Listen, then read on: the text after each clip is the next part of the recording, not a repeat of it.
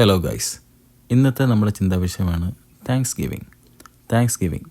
North അമേരിക്കയിലെ ഒരു public holiday ആണെന്നതിലുപരി അത് എന്താണെന്നോ എന്തിനാണ് സെലിബ്രേറ്റ് ചെയ്യുന്നതെന്നോ ആലോചിച്ചിട്ടില്ല. നമ്മുടെ നാട്ടിലെ ഓണവും പെരുന്നാളും ക്രിസ്മസും പിന്നെ ഇവിടെ ഉണ്ട്. അതുപോലെ പണ്ട് പുരാതന കാലം മുതലേ നടത്തിക്കൊണ്ട് വരുന്നൊരു സെലിബ്രേഷൻ മാത്രമാണ് ഞാൻ ഇത്രയും കാലം വിചാരിച്ചുകൊണ്ട് വച്ചിരുന്നത്. നമ്മുടെ രാജ്യം വിട്ട് മറ്റൊരു രാജ്യത്തിലോട്ട് നമ്മൾ ജീവിക്കാൻ പോകുമ്പോൾ അവിടുത്തെ സെലിബ്രേഷൻസും രീതികളും കാര്യങ്ങളുമൊക്കെ അറിഞ്ഞിരിക്കേണ്ടത് വളരെ ഇമ്പോർട്ടൻ്റ് ആണ്. പക്ഷേ അമേരിക്കയിലെ താങ്ക്സ് ഗിവിങ്ങും കനേഡിയൻ താങ്ക്സ് ഗിവിങ്ങും സെപ്പറേറ്റ് ആയിട്ടാണ് സെലിബ്രേറ്റ് ചെയ്യുന്നത്.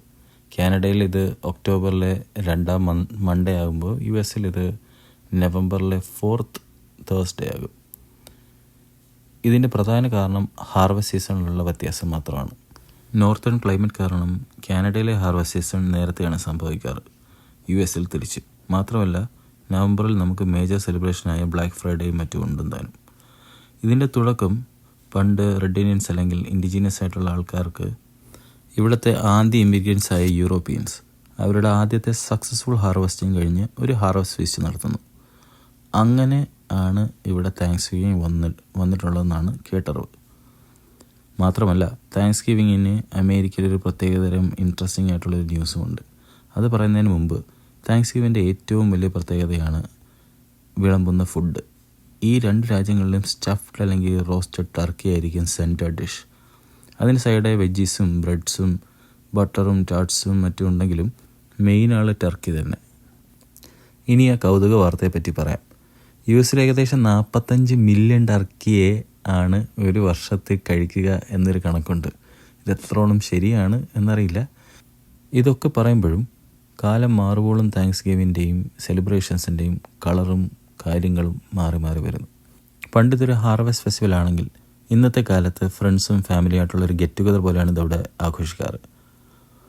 ഹാപ്പി താങ്ക്സ് ഗിവിങ് എന്ന ബോർഡ്സും നോട്ട്സും ഒക്കെ പല വീടിൻ്റെ മുൻവശത്തും ഒക്കെ കാണുമ്പോഴും പാരൻസിൽ നിന്ന് സെപ്പറേറ്റായി നിൽക്കുന്ന അവരുടെ കുട്ടികളും ഗ്രാൻഡ് ചിൽഡ്രൻസിനും ആയ ഒരു റീയൂണിയൻ കൂടെയാണ് ഇന്നത്തെ താങ്ക്സ് ഗിവിങ്ങിൻ്റെ കളർ. പിന്നെ ഇപ്പോൾ അവർ എൻജോയ് ചെയ്യുന്ന ലൈഫ് സ്റ്റൈലിനും സന്തോഷത്തിനും ഒരു നന്ദി പറച്ചിൽ കൂടെ. ഇങ്ങനെയുള്ള ദിവസങ്ങളിൽ അവർ മറ്റെല്ലാം തന്നെ മാറ്റി വെച്ച് ഇതിനായുള്ള സമയം കണ്ടെത്തും.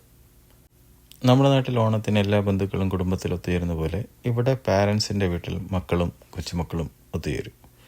സന്തോഷം നിറഞ്ഞ ഓർമ്മകൾ പങ്കിടും. ചെറിയ അലങ്കാരപ്പണികളും കുക്കിങ്ങും ഡെക്കറേഷനുമായി അവസാനം ഡിന്നറിൽ സമാപിക്കും. ഡിന്നർ കൂടുമ്പോൾ ഒരു സ്റ്റഫ്ഡ് ടർക്കി എല്ലാവരും ഷെയർ ചെയ്താണ് കഴിക്കാറ്. അങ്ങനെ 1500കളിൽ കാനഡയിലും 1600കളിൽ US ആഘോഷിച്ചു തുടങ്ങിയ താങ്ക്സ് ഗിവിങ്, ഒന്നുകൂടെ സ്പെസിഫിക് ആയിട്ട് പറയുകയാണെങ്കിൽ 1528 മാർട്ടിൻ ഫ്രോബിഷർ വാട്ടർ ബേയിലൂടെ സക്സസ്ഫുൾ ആയിട്ട് യാത്ര ചെയ്ത് UK നിന്ന് നോർത്ത് അമേരിക്കയിലെത്തിയ ആദ്യ യൂറോപ്യൻ. അറ്റ്ലാന്റിക് ഓഷ്യനിൽ കൂടെ സേഫായിട്ടൊരു യാത്രയ്ക്ക് പോകുന്നതിന് മുൻപ് നടത്തിയ ഫീസ്റ്റ്. അതേസമയം അവിടുത്തെ പിൽഗ്രിംസ് സക്സസ്ഫുള്ളായിട്ട് ഹാർവസ്റ്റ് ആയതിൻ്റെ ആഘോഷവും ഒരുമിച്ച് ഒത്തുചേർന്ന് ആഘോഷിച്ചപ്പോൾ ഉണ്ടായതാണ് ഈ താങ്ക്സ് ഗിവിങ്. ഈ താങ്ക്സ് ഗിവിങ് അങ്ങനെ ജന്മം നൽകിയത് അവിടെ നിന്നാണെങ്കിൽ പോലും അന്നു മുതൽ ഇന്ന് വരെ പോയ വർഷങ്ങൾ തങ്ങൾക്ക് നൽകിയ ബ്ലെസ്സിങ്സും അതിലുള്ള തങ്ങളുടെ ഗ്രാറ്റിറ്റ്യൂഡും പ്രകടിപ്പിക്കുന്നതിനായി ഇന്നും താങ്ക്സ് ഗിവിങ് ആഘോഷിച്ചു കൊണ്ടേയിരിക്കുന്നു. അങ്ങനെ സ്വന്തം കുടുംബത്തിനോ കൂട്ടുകാർക്കോ കൂടിയിരുന്ന് ആഘോഷിക്കാൻ പറ്റിയില്ലെങ്കിലും ഈ താങ്ക്സ് ഗിവിങ് ഡേയിൽ ഇന്നത്തെ നിലയിലെത്തിച്ച കുടുംബത്തോട് മുതൽ മുഖത്തോട്ട് നോക്കി അനുകമ്പയോടെ ചിരിച്ചവരോട് വരെയുള്ളവർക്ക് ഒരു വലിയ താങ്ക്സ് പറഞ്ഞുകൊണ്ട് once again happy Thanksgiving. See you next time. Bye for now. With love.